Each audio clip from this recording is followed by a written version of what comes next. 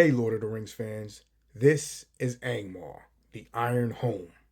Angmar was a realm in the northern region of Middle-earth, northwest of Mount Gundabad and the Misty Mountains, north of the Kingdom of Arnor, and south of the Ford Wraith and the mountains of Angmar. Angmar was founded around 1300 of the Third Age by the leader of the Nazgul, who went on later to become known as the Witch King of Angmar.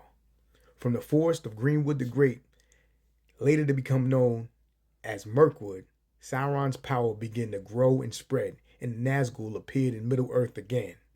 Seeing the disunion of Arnor, the northern kingdom, as it had become fractured into three lesser kingdoms, Arthedain, Cardolan, and Rhudaur, the Witch King came north and settled in Angmar, looking to destroy Arnor and the Númenórean descendants who dwelt there.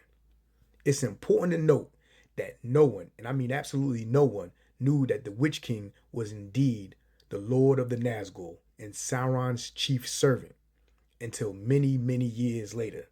Now we'll get into that in another video. The Witch King ruled Angmar from its capital of Carn Dûm, which means Red Valley, and went to war with Arnor for many centuries. Rhudaur was the first to fall, when the hillmen of Rhudaur allied themselves with Angmar. They did this because they didn't really like the Númenóreans that dwelt there, and they were sparsely populated. They combined their might with Angmar, and they fought together fiercely over control of the Weather Hills and the great watchtower of Amon Sul and the Palantir that resided there.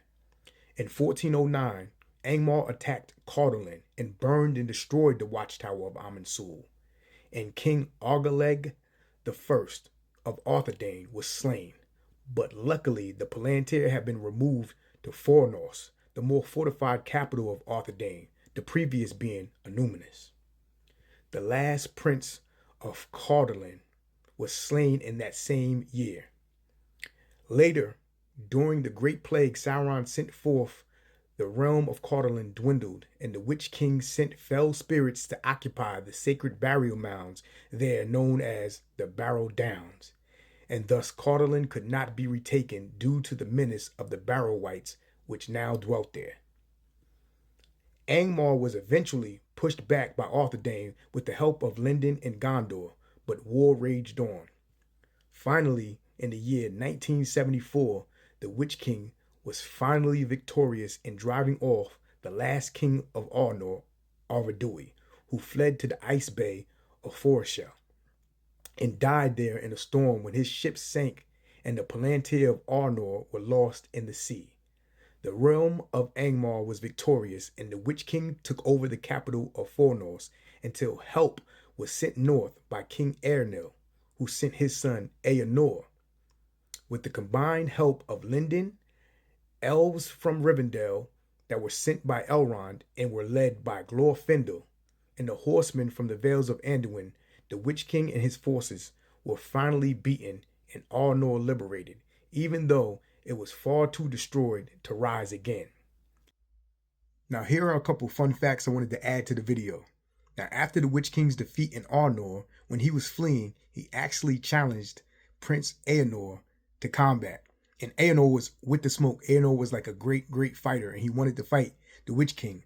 But Eänor's horse could not withstand the terror of the Witch King and ran off and made Eänor actually look really foolish. And he looked like he was scared. And the Witch King like really gave out a great laugh. And then when Eänor mastered his horse again and went after the Witch King, you know what I'm saying? Glorfindel stopped him and was like, no.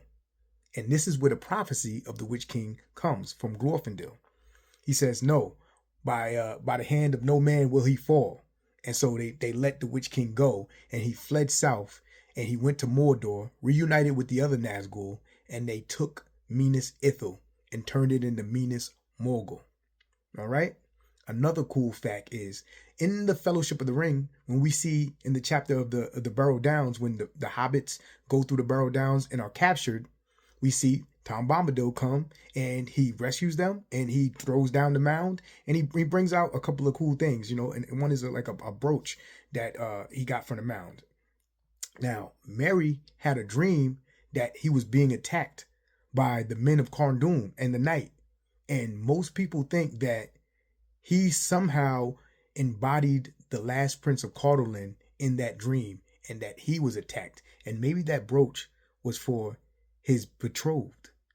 You'll never know, but just a cool couple of little facts I wanted to add to the end of the video. Peace.